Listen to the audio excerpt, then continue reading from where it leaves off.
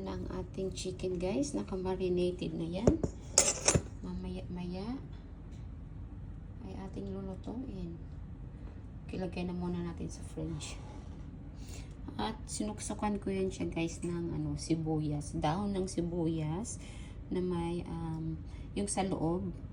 Dahon ng sibuyas with lemongrass.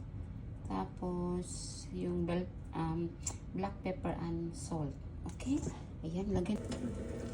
Hi guys, ayan na po ang ating roasted chicken. Ito yung ating minarinate kanina.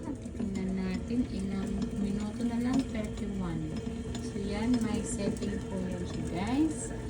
1 hour and 10 minutes. So yan po yung ating time na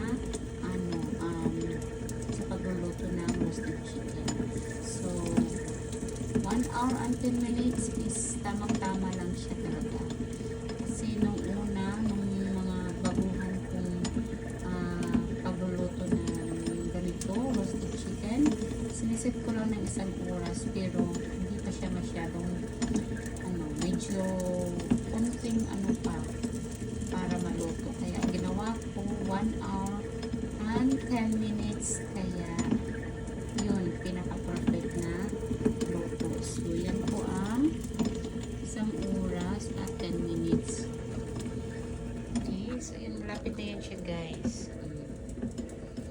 Ikot-ikot lang. Ikot-ikot ka lang, chicken. Saan natin?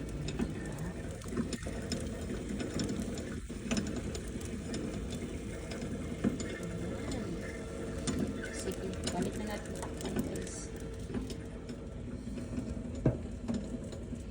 At magluto din ako ng asparagus and carrots. Tapos nagluto na ako ng gulay. Ng kanin. Lapit na yan ang ating rice. Okay. At yan, yung carrots natin at asparagus. Malinis na yan. Kailangan na lang natin hintayin maya pag maluto na yung ating chicken.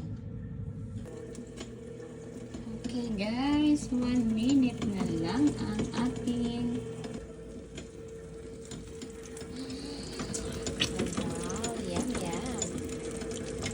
ganyang sibo. Ayan guys.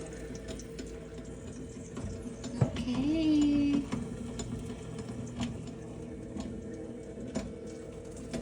Okay, konting kimbot na lang yan. Konting giling-giling. Okay. Finish na. Alright. Naka-off na rin siya.